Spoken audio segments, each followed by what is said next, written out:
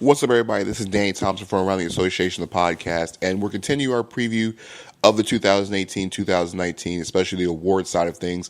And this episode is now directed towards the Defensive Player of the Year award. Like I said, if you want to check out the other four podcasts we've done, the Most Improved Player, the Rookie of the Year, we've also done Coach of the Year, and we've also done the MVP awards. Please check them out on the site, which is aroundtheassociation.com. Or what you can do is you can subscribe to the show on Spreaker, on iTunes, on Spotify, and a multitude of other places. I'm your host, Danny Thompson. Check me out on Twitter at DANNY, the number 3, Thompson, THOMPSON, on Twitter, otherwise known as Danny3 Thompson, and also Around the Association on the Facebook page and on the website aroundtheassociation.com. So before we get into it, let's give you a backstory of the 2018 Defensive Player of the Year award, won by Rudy Gobert of the Utah Jazz. You know, Gobert, otherwise known as the Stifle Tower, not the Eiffel Tower, because he basically puts everything at the rim, and you don't want to go against Gobert, Rudy's one of the most talented defenders in the entire league.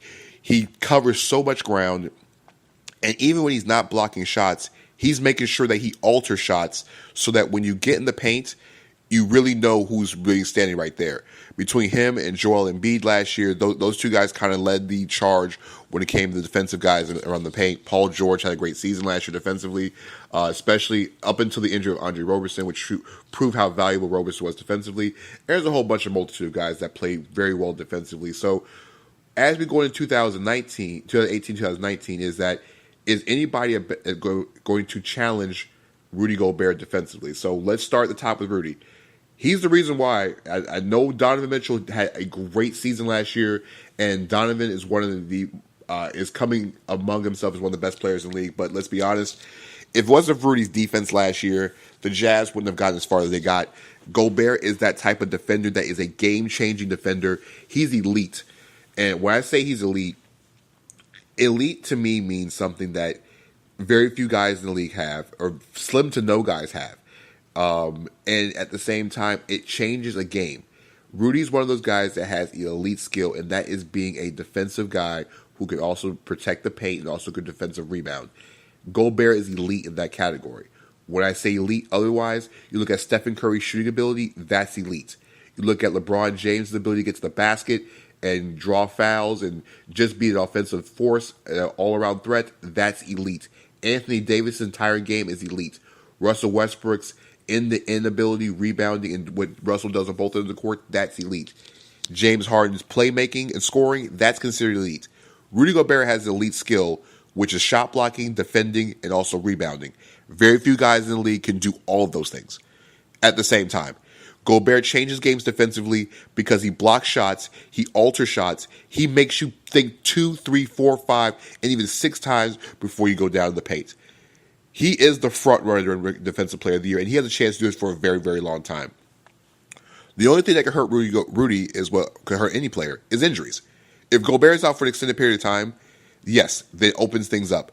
But Gobert has a right and that ability to just alter everything, and he also has that ability to change the Jazz's trajectory in the Western Conference. If Gobert is healthy, the Jazz are a top 3 or 4 team in the West because with Mitchell on the perimeter and Rudy guarding everything defensively, he takes away rebounds, he takes away opportunities from other teams, especially on the offensive glass.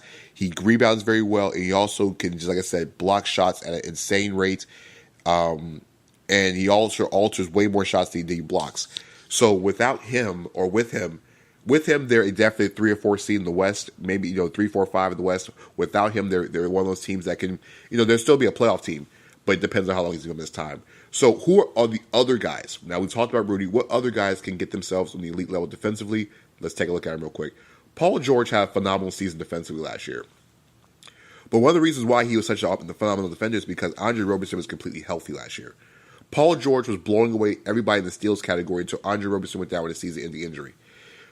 When you have a guy like Andre Roberson that can take out the other team's best offensive player, it makes things easier. Paul George is already a very good defender at 6'10" already.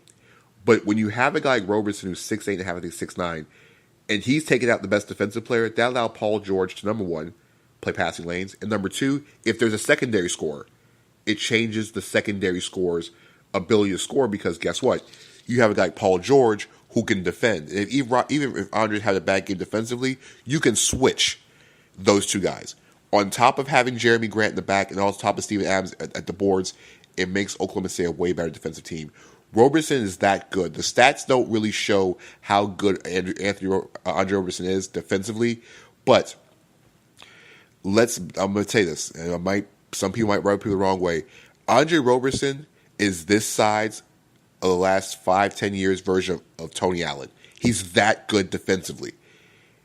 If Andre Roberson's healthy and you get them in a series with Golden State, they can actually defend the Warriors with Thompson and Kevin Durant because George and Roberson can do that type of defensive tag team on Thompson and on Kevin Durant. Not saying they're going to stop them completely or shut them down, but they'll work for every basket. Trust me, Klay Thompson will have a harder time in a series with the Thunder with Roberson being healthy than he would with almost any other team in the Western Conference, with the exception of Minnesota, because even though Minnesota doesn't engage defensively, because of the talent of Wiggins and Butler defensively if they engaged, but Roberson's engaged at all times. He makes everybody else around him better defensively. If Roberson's healthy, Paul George might even lead the league in steals again this year. That's how good of a defender Roberson is, because it allows guys like George and Jeremy Grant and those guys to take more chances defensively. Outside of Roberson, who else is very good defensively around the league that you might want to watch? I mentioned this guy earlier in an earlier podcast. Jonathan Isaac of the Orlando Magic is that good defensively. He's at that elite level already, and we haven't even seen 30 games of this guy in the league. The only thing with Jonathan Isaac stopping him from being an all-NBA defender is the fact of he just hasn't been healthy in his time in the NBA. The talent is there. The defensive ability is there, and the kid loves to defend. It's very rare when you have a guy who knows he can defend, it's been told he can defend, and loves how to defend. It's very few guys in the league who embrace all three of those. And the fact that this kid is long, athletic, and he can actually alter shots, he rebounds, he gets in passing lanes.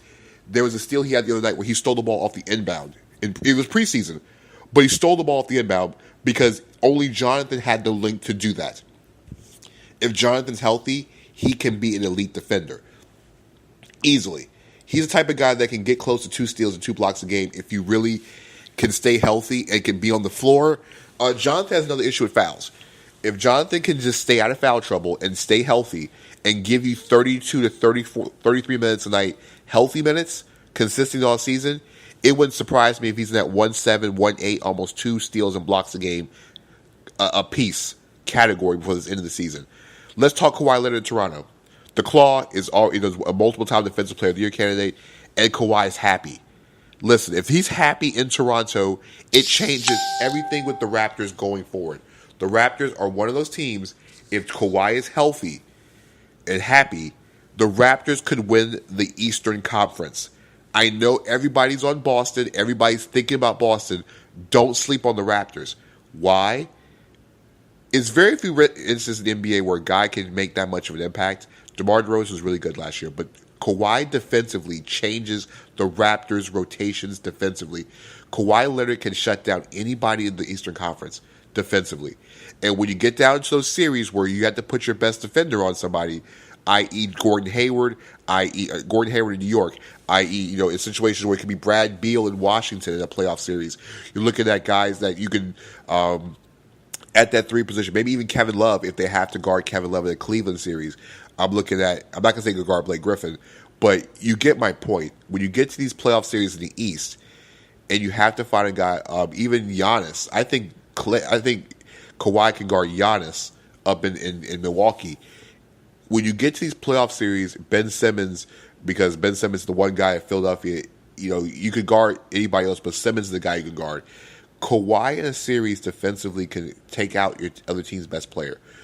I think at a higher level than Roberson, he's just that good. I mean, he's got the humongous hands. He plays passing lanes. He just knows how to on-ball defend. If his hamstring and quad is completely healthy, and he's engaged, it changes the Eastern Conference. The Raptors become the best team in the East. Sorry, Boston fans. Yes, Boston has all the talent, but when you have a top 5 player in the league who's completely engaged on both ends of the ball, it changes everything. Keyword, everything. Other guys for Defensive Player of the Year, you want to look at Anthony Davis out in New Orleans. Davis is going to get a lot more time at the 5. We all know how good of a rebounder Anthony Davis is, how good of a shot blocker Anthony Davis is. And really, Anthony Davis is just good at basketball. Davis will change the game defensively. Here's the problem. He's going to have to change the game defensively. Because the Pelicans outside of Solomon Hill aren't exactly the best defenders in the league, Davis is going to have to spend a lot more time in the paint. He's going to have to do a lot more shot blocking, ultra lot more shots, block a lot more shots, keep the other teams off the glass, as well as keep the scoring up. Now, if Elfrid Payton can go back to his Orlando first couple years where he was defending really well, it'll help out. Davis can still change the game on both ends of the floor, a la Kevin Garnett, that type of impact. Anthony Davis is going to be up there at the end of the season when it comes to defensive awards as well, too. Other guys who can make an impact defensively, watch P.J. Tucker in Houston. Houston got rid of all the defenders. The only one left is P.J. Tucker. No more Trevor Ariza, no more Luke Baramute. They're both gone. It's now on P.J. Tucker to guard the best player on the opposing team on the defensive side of the ball. If anybody can do it, Tucker is a bulldog. He might be 6'4", 6'5", but he will make you work for every single thing that you get on the floor. He's tough. He's hard-nosed. He is in your face. And guess what? That's what they need in Houston because they got all that scoring on the perimeter. They've got to have some guy who's a dog defensively, and he is one. James Johnson, the Miami Heat's the same way. He just has to get the minutes, and it has to be shown. But Johnson can defend. He's one of those tough guys who knows how to defend, who's very long, who can get in lanes, who block shots. And like I said, it doesn't mind taking out the other team's best player on the offensive side of the ball, and actually kind of enjoys it. So we haven't mentioned Joel Embiid. Embiid, in Philadelphia, block shots. He has the personality, but he also loves to defend. He's a difference, a man among boys, and he's getting better and better. And the best part about it is, this will be the first year Embiid's completely healthy. That's the scary part.